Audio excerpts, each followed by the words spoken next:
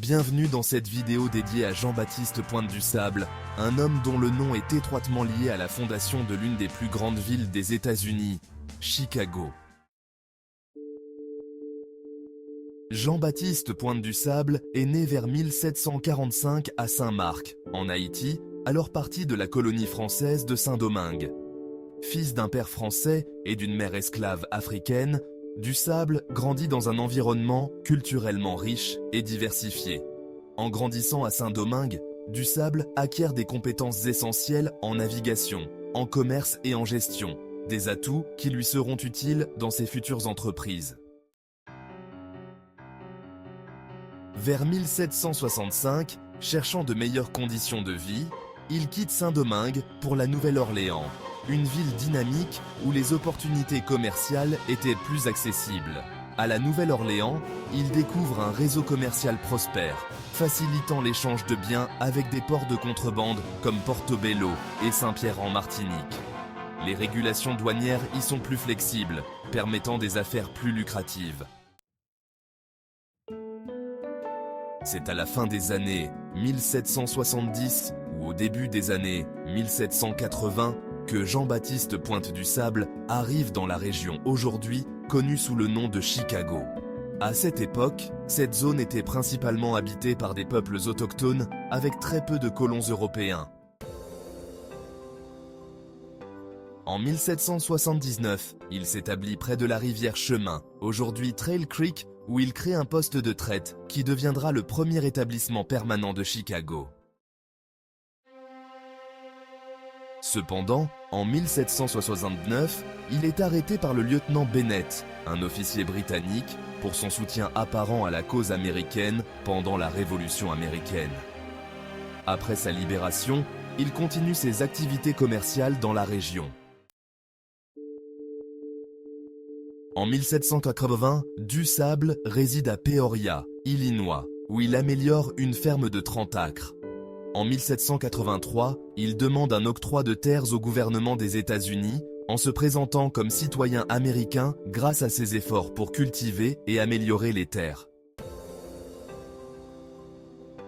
À Chicago, Du-Sable établit un poste de traite prospère sur la rive nord de la rivière Chicago, près du lac Michigan. Ce poste devient rapidement un centre commercial régional grâce à son emplacement stratégique. Le poste de traite de Du-Sable attire une diversité de commerçants, des peuples autochtones aux colons européens, facilitant le commerce de fourrures, de bois et de produits manufacturés. Il construit plusieurs structures essentielles, dont une grande maison, un moulin, une boulangerie et des dépendances pour le bétail, transformant le poste de traite en une véritable communauté. Les relations positives de Du-Sable avec les peuples autochtones, notamment les Potawatomi, sont renforcées par son mariage avec Catherine, une femme de cette tribu. Elle joue un rôle crucial dans la gestion quotidienne de leur établissement et dans le maintien de relations amicales et commerciales. Catherine était un pont culturel entre les colons européens et les peuples autochtones. Sa connaissance des langues et des traditions locales était un atout précieux pour l'établissement de son mari et pour la communauté en développement.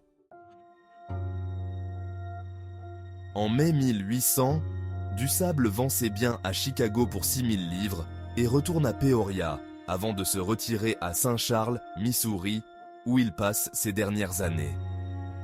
En juin 1813, à l'âge de 68 ans, il cède ses biens à Eulalia Barada en échange de soins durant sa maladie et d'un enterrement au cimetière catholique de Saint-Charles.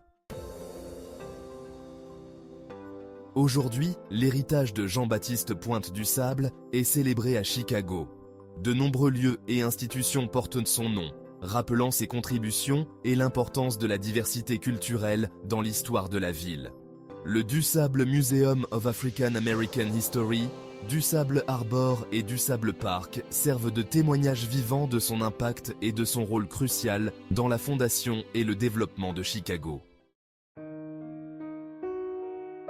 Nous voilà arrivés à la fin de cette vidéo dédiée à Jean-Baptiste Pointe-du-Sable, un pionnier méconnu mais fondamental de l'histoire américaine. Son rôle crucial dans la fondation de Chicago témoigne de la richesse et de la diversité des contributions afro-américaines à l'histoire des États-Unis. Si cette vidéo vous a plu et que vous souhaitez en apprendre davantage sur d'autres figures historiques inspirantes, n'oubliez pas de liker, de vous abonner à notre chaîne et de cliquer sur la cloche pour recevoir toutes nos notifications.